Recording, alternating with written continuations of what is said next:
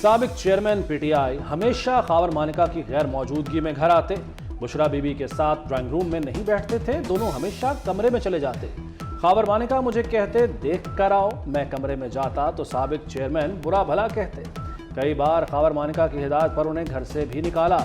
غیر شرعی نکاح کیس میں خاور مانیکا کے ملازم نے بیان ریکارڈ کرا دیا۔ خاور مانیکا، اون چودھری اور مفتی سعید بھی بیان ریکارڈ کرا چکے۔ کیس کے قابل سماعت ہونے یا نہ ہونے پر دلائل طلب، عدالت نے سماعت 8 دسمبر تک ملتوی کر دی۔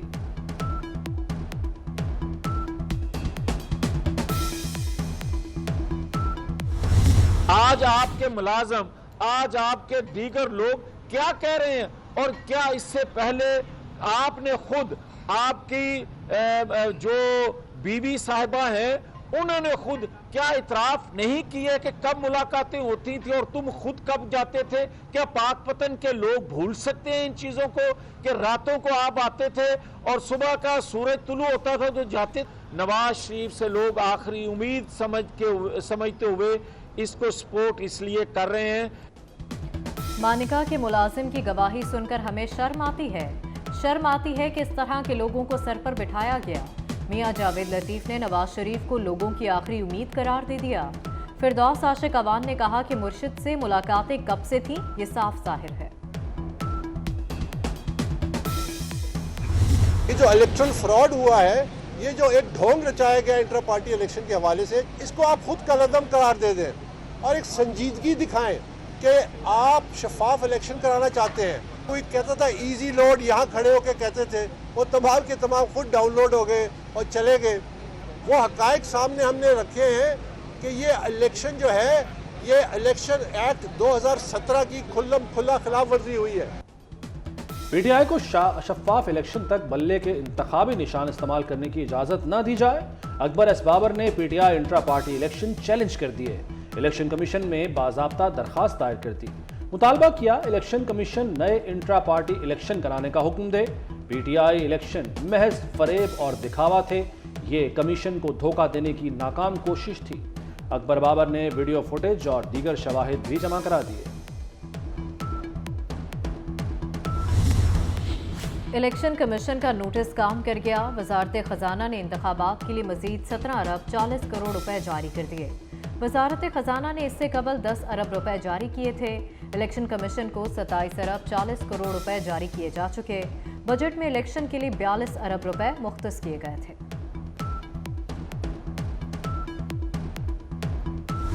انتخابات میں ہم ہر وقت جانے کے لیے تیار ہیں، لیکن انتخابات کے لیے وہ ماحول دیا جائے جو انتخابات کے لیے ضروری ہوتا ہے۔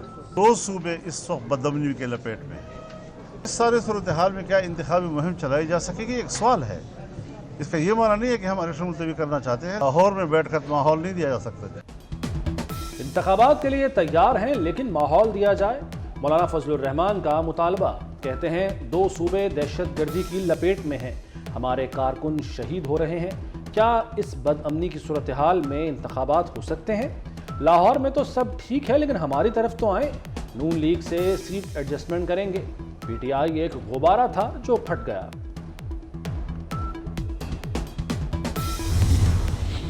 الیکشن کمیشن اور چیف الیکشن کمشنر کی توہین کا کیس، سابق چیئرمین پی ٹی آئی اور فواد چودھری کا ٹرائل اڈیالہ جیل میں ہوگا یا نہیں؟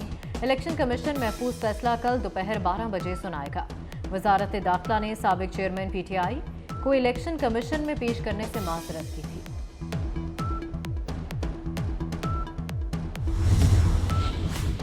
عوام پر بجلی گر گئی، گیس بم بھی تیار۔ نیپرا نے 3 روپے 7 پیسے فی یونٹ کا جھٹکا دے دیا۔ بجلی اکتوبر کی فیول پرائس ایڈجسٹمنٹ کی مد میں مہنگی کی گئی، اضافہ دسمبر کے بلوں میں وصول کیا جائے گا۔ گیس صارفین کا بچنا بھی ناممکن، سوئی ناردرن نے گیس 138% مہنگی کرنے کی درخواست کر دی۔ گیس کی قیمت 2961 روپے 98 پیسے فی MMBTU مقرر کی جائے۔ سوئی ناردرن نے گیس کی قیمت میں اضافہ 1 جولائی 2023 سے مانگ لیا۔ پنجاب کابینہ نے ڈرائیونگ لائسنس فیس میں اضافے کی منظوری دے دی۔ 1 جنوری سے لرنر لائسنس فیس 60 روپے کے بجائے 1000 مقرر۔ LTV HTV PSV license fee کی شرح میں اضافہ ہوگا۔ سید محسن نقوی نے لاہور میں شاہراہ نظریہ پاکستان پر 7 پروٹیکٹڈ یو ٹرنز منصوبے کا افتتاح کر دیا۔ منصوبہ 40 دن کی قلیل مدت میں مکمل کیا گیا۔ وزیر اعلیٰ کہتے ہیں کہ کوشش ہے عوام کے لیے کچھ کر جائیں۔ لائسنس کی 1000 روپے فیس مناسب ہے۔ حکومت کو کب تک سبسڈی پر چلایا جا سکتا ہے؟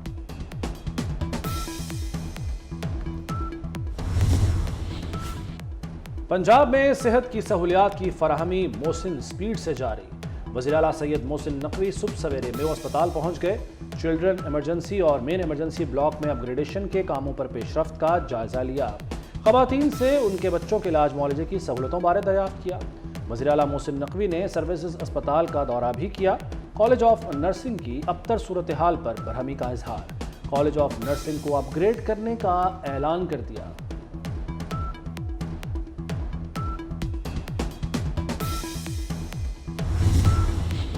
امریکہ اور افغانستان کی جیلوں میں ڈاکٹر عافیہ صدیقہ کا ریپ کیا گیا۔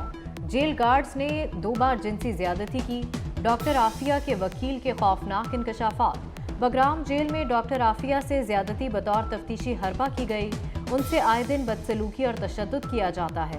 حکومت پاکستان کو ڈاکٹر عافیہ سے جنسی زیادتی کا علم ہے۔ غزہ پر بارود کی بارش۔ شمالی غزہ کے بعد جنوبی غزہ پر بھی اسرائیلی حملوں میں تیزی آ گئی۔ بیت لاہیا، خان یونس، شجاعیہ اور رفح میں پناہ گاہوں کو بھی نشانہ بنایا گیا۔ اقوام متحدہ کے اسکول اور رہائشی بلاکس پر شدید بمباری۔ عالمی امدادی ایجنسی انروا کے مزید 19 ارکان ہلاک ہو گئے۔ دوسری طرف القسام بریگیڈ کا کہنا ہے کہ 24 گھنٹوں میں اسرائیلی فوج کی 28 گاڑیوں کو تباہ کیا۔ جھڑپوں میں اسرائیلی فوج کا جانی نقصان بھی ہوا۔ پشاور میں ورسک روڈ پر دھماکہ، بچوں سمیت 7 افراد زخمی ہو گئے۔ حساس اداروں نے 4 مشتبہ افراد کو حراست میں لے لیا۔ پولیس موبائل کے گزرنے کے 3 سیکنڈ بعد دھماکہ ہوا۔ 4 کلو بارود سیمنٹ کے بلاک میں چھپایا گیا تھا۔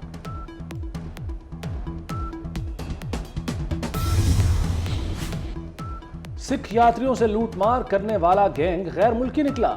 ملزمان میں سرغنہ شاہ رخ، ریحانہ اور عرفان شامل۔ ماڈل ٹاؤن میں ایس پی آفتاب پلروان کی پریس کانفرنس۔ کہا ملزمان مختلف فورسز کی یونیفارم پہن کر پاکستان میں آئے۔ غیر ملکی خفیہ ایجنسی کے کہنے پر پاکستان آئے ملزمان کا انکشاف۔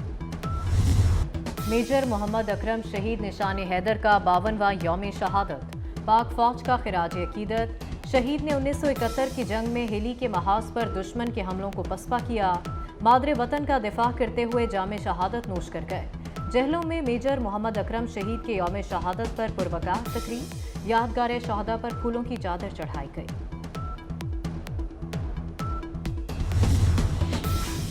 پاکستان ویمن کرکٹ ٹیم کی نیوزی لینڈ میں تاریخی فتح۔ کیویز کے خلاف پہلی مرتبہ ٹی20 سیریز جیت لی۔ دوسرے ٹی20 میچ میں نیوزی لینڈ کو 10 رن سے شکست دی۔ پاکستان کے 137 رنز کے جواب میں نیوزی لینڈ کی ٹیم 127 رنز بنا سکی۔ 3 میچز کی سیریز میں 2-0 کی فیصلہ کن برتری حاصل ہو گئی۔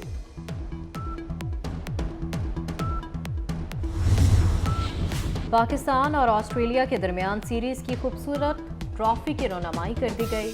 قومی ٹیم پرائم منسٹر 11 کے خلاف پریکٹس میچ میں کل سے ان ایکشن ہوگی۔ کپتان شان مسعود نے 4 روزہ مقابلے کو شاندار قرار دے دیا۔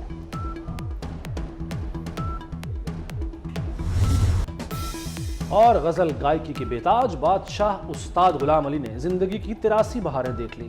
شعبے ستاروں اور مداحوں کی جانب سے سالگرہ پر محبت کا اظہار۔ غلام علی نے پوری دنیا میں اپنی خوبصورت گائکی کی وجہ سے شہرت حاصل کی۔